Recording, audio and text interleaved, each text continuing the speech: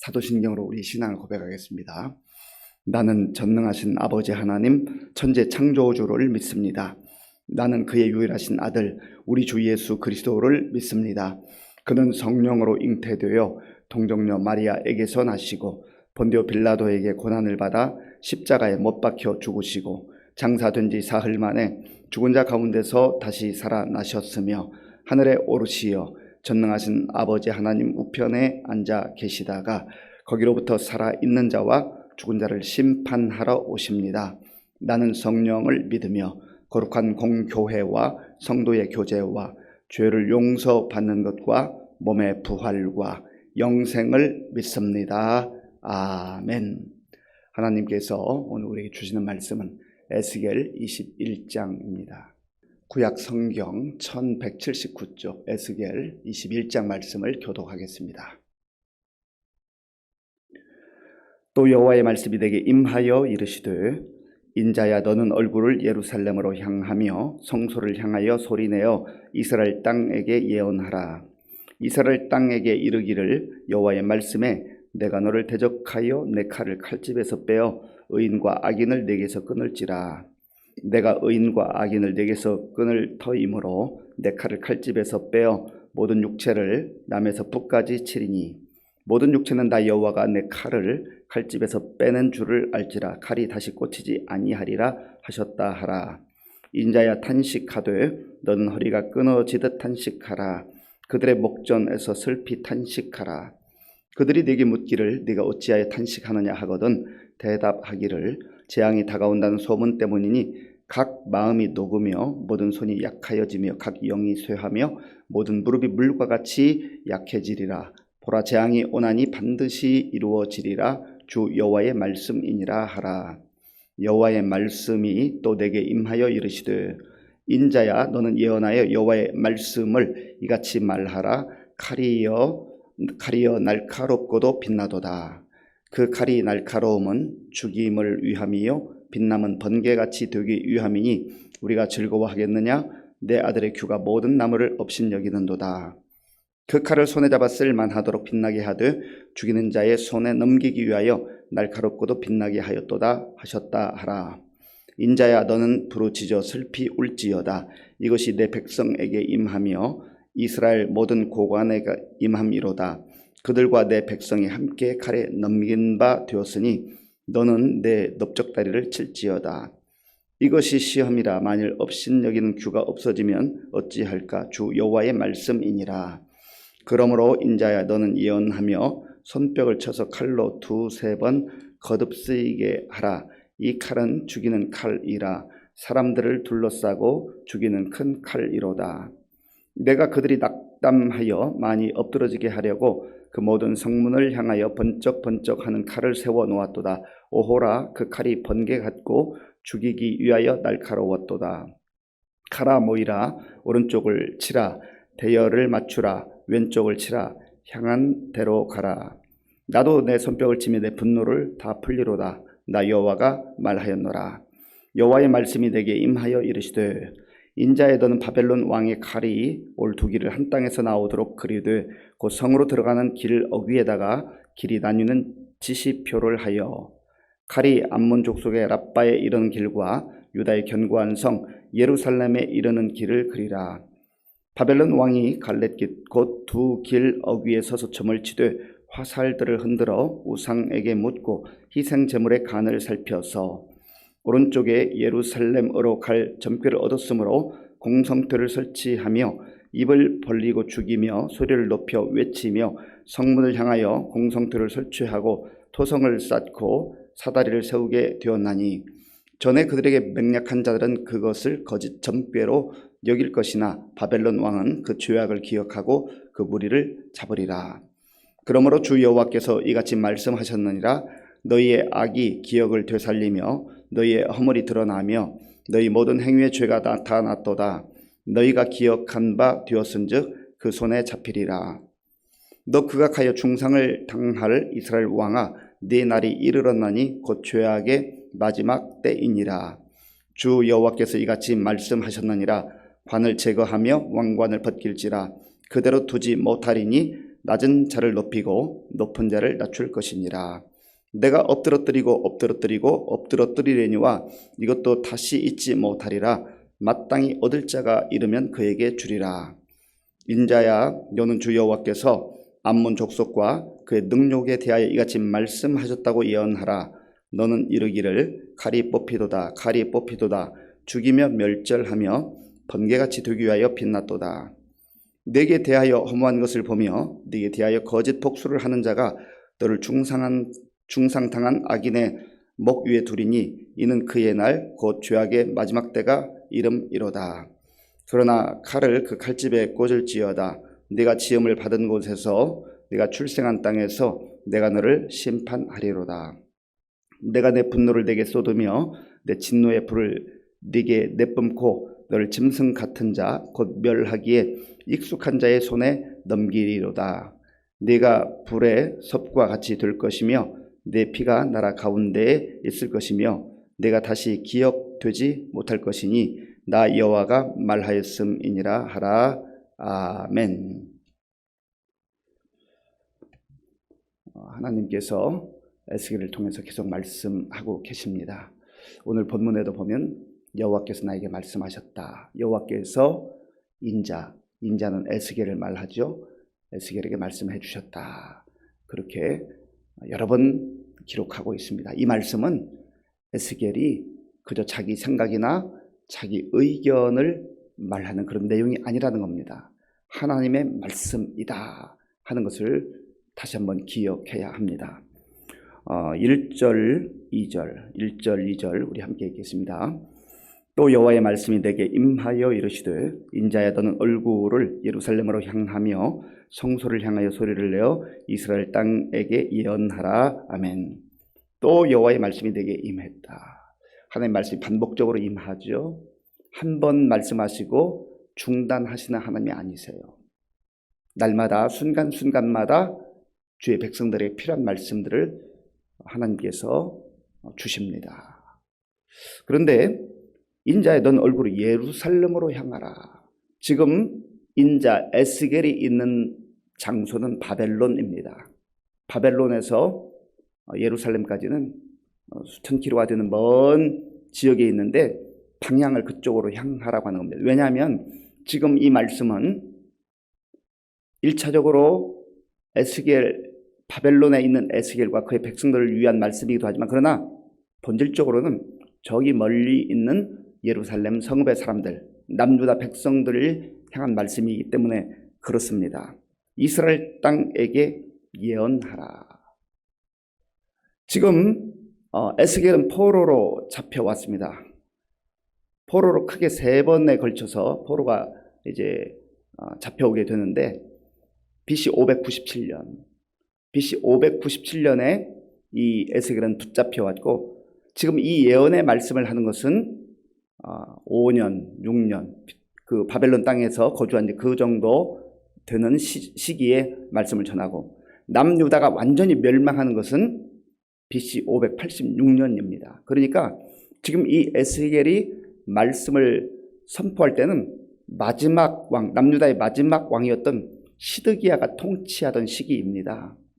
그리고 약 4년 혹은 5년 후면 남유다가 완전히 멸망하는 그러한 일들, 그러한 내용들을 예언하고 있는 겁니다. 그러니까 지금 우리가 성경을 읽는 이 시점으로 보면 에스겔의 예언이 완전히 완성된 때예요. 지금 그 당시로 말하면 앞으로 4, 5년 후에 남유다가 완전히 멸망할 것을 예언하고 있는 것이죠.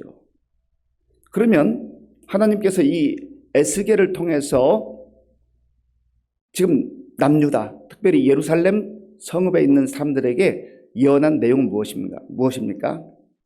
하나님의 칼이 임하여서 그들이 이제는 망하게 될 것이다. 그런 내용이에요. 자, 본문 3절과 4절을 제가 읽겠습니다. 이스라엘 땅에 이르기를 여호와의 말씀에 내가 너를 대적하여 내 칼을 칼집에서 빼어 의인과 악인을 내게서 끊을지라. 내가 의인과 악인을 내게서 끊을 터이므로 내 칼을 칼집에서 빼어 모든 육체를 남에서 북까지 치리니 아멘. 하나님께서는 칼집에서 칼을 빼어서 이제는 남에서 북까지 모든 사람들을 칠 것이다. 심판하시는 하나님이에요. 하나님께서는 구원하시는 하나님이기도 하지만 심판하시는 하나님이라는 것을 우리가 늘 동시에 기억을 해야 됩니다. 하나님의 말씀을 순종하고 하나님을 섬기는 자들에게는 하나님께서 구원을 주기를 원하네요. 궁극적으로 하나님께서는 세상의 모든 열방이 만민이 하나님을 섬기고 예수님 믿고 구원받기를 원하시는 거예요.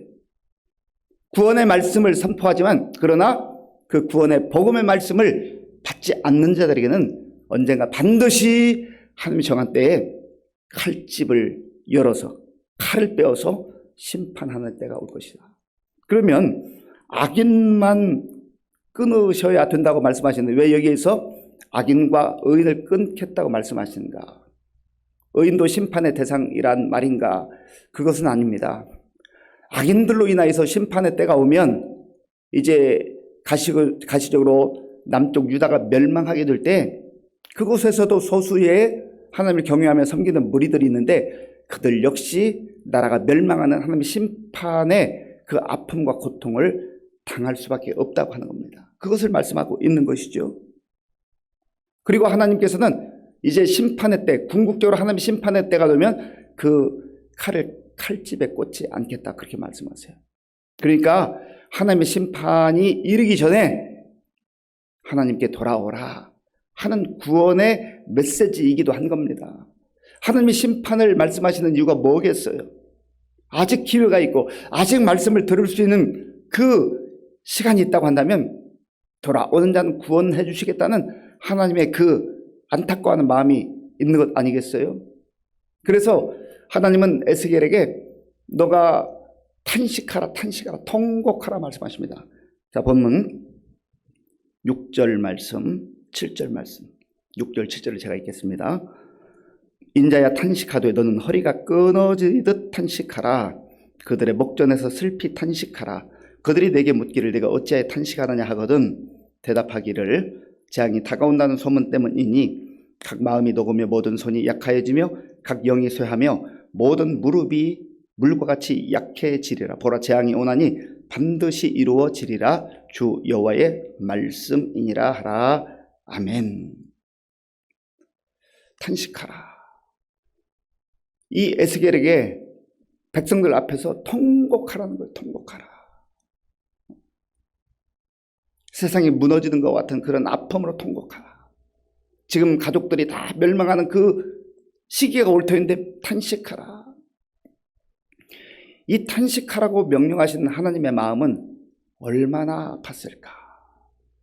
에스겔에게 탄식하라고 명령하시는 하나님의 마음이 여기에 고스란히 담겨 있는 것이죠. 내 마음이 그렇게 아프다. 내 마음이 그렇게 슬프다. 내 마음이 그렇게 고통스럽다. 왜 하나님을 거부하고 하나님 말씀을 듣지 않고 여전히 세상을 향하여서 우상 앞에 가서 절하느냐. 그런 내용인 거죠.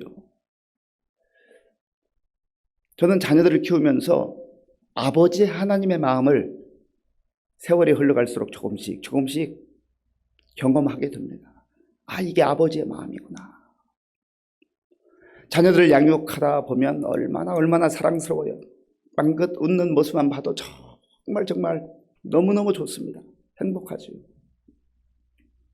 아이들끼리 사이좋게 노는 모습, 그저 대단한 것 아니어도 웃으면서 담소하는 모습만 봐도 얼마나 흐뭇한지 몰라요. 그런데 부모의 말을 귀담아 듣지 않고 고집을 피우고 땡깡을 부리고 욕심으로 서로 티격태격하고 또 마땅히 가야 될 길을 가지 않고 어긋난 길로 갈 때 가슴이 찢어질 듯해요. 가슴이 찢어지는 것 같아요. 물론 다 성장해서는 그렇게 하기 어렵습니다만 어렸을 때는 안타깝지만 사랑의 매를 가하기도 합니다. 그때 매맞는 자녀는 얼마나 아프겠어요. 힘들겠어요. 그런데 사실은 때리는 부모의 마음은 그거와 비교할 수 없이 천배만배 가슴이 메어지는 것 아니겠어요? 얼마나 아프겠어요. 지금 하나님께서 에스겔을 향하여서 너 탄식해라 하는 그 에스겔의 그 모습이 하나님의 마음이라는 거예요. 하나님의 탄식이라는 거죠. 그런데 하나님께서는 아프시지만 힘드시지만 보라 재앙이 오나니 반드시 이루어지리라 주 여호와의 말씀이냐. 하나님께서 심판하시기로 작정한 그때가 되면 하나님 아프지만 힘들지만 반드시 그 심판은 이루어지고야 만나는 겁니다. 그래서 이 에스겔이 정말 슬피 울부짖는 모습이 나오죠. 12절을 제가 읽겠습니다. 인자야 너는 부르짖어 슬피 울지어다. 이것이 내 백성에게 임하며 이스라엘 모든 고관에게 임함이로다. 그들이 내 백성과 함께 칼에 넘김가 되었으니 너는 내 넓적다리를 칠지어다. 아멘. 백성에게도 임하고 고관에게도 임할 것이다. 왕이라 해서 고위 관리들이라 해서 피해갈 수 있는 게 아니라는 거예요. 모든 사람이 하나님의 말씀에 불순종하고 하나님의 말씀을 귀담아 듣지 않을 때 심판의 칼이 임할 수밖에 없다고 하는 것입니다. 그런데 하나님은 이 칼을 사용하실 때 하나님이 직접 칼을 들고 나타나셔서 심판하시는 게 아닙니다. 역사를 주관하시는 하나님께서 역사를 통해서 하나님의 심판을 이루셔요. 물론 마지막 날에는 예수님께서 재림하신 날에는 지금까지 역사 속에서 이루어졌던 그러한 부분적 심판과는 다른 모습으로 이제 나타나게 될 것입니다. 그런데 그동안의 역사 속에서 이루어진 일들을 보면 하나님이 이때에는 바벨론이라는 제국을 하나님의 칼로 사용을 하십니다. 자, 보면 18절부터 20절까지 18절에서 20절까지 우리 함께 읽겠습니다.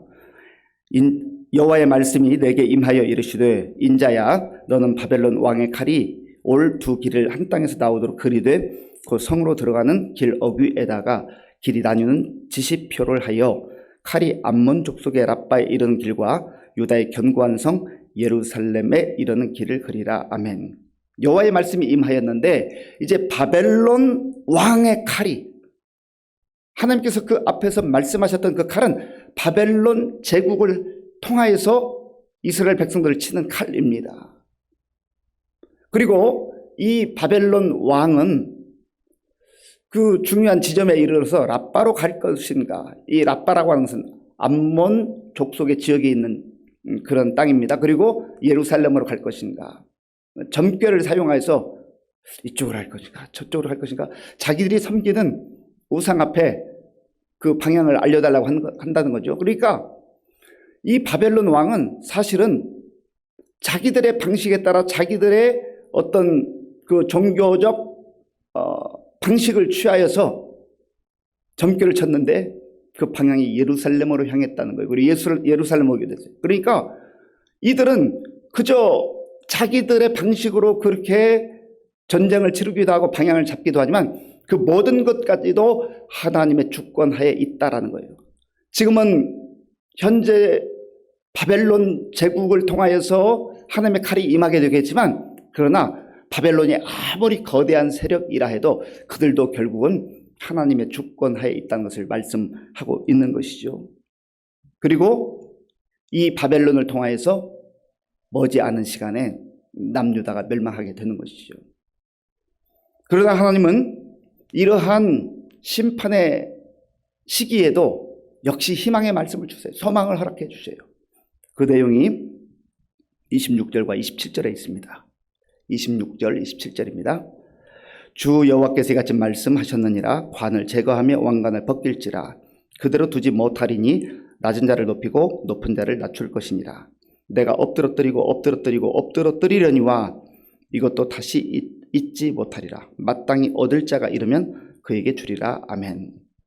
하나님의 심판은 죄악 때문에 반드시 오게 되어서 결국은 당시에 시드기야 왕, 마지막 왕이었는데 그 왕의 왕관을 벗겨버릴 것이다. 어느 일정 기간 내가 왕 위에 앉아있고 왕관을 쓰고 있으면 대단한 존재인 것처럼 자기가 세상의 모든 권력을 가지고 있는 것처럼 그렇게 오만하고 방자하지만 그러나 하나님이 엎드러뜨릴 때가 오면 그거 다 무너진다는 것이죠. 그리고 하나님께서 낮은 자를 높여주시고 높은 자를 낮게 하신다 하는 것입니다. 그리고 때가 되면 마땅히 얻을 자에게 이 왕관을 주실 것이다.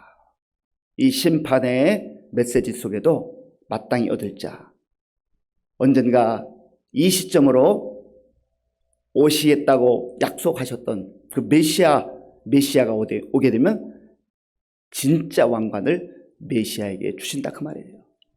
메시아이신 예수님께서 진짜 왕이라는 거죠. 진정한 왕이시라는 거죠. 그 왕의 통치를 받고 우리의 왕이신 예수님을 믿고 소망 가운데 살 때 그 인생 가운데 진정한 소망이, 진정한 기쁨이 있다고 말씀하고 있는 겁니다.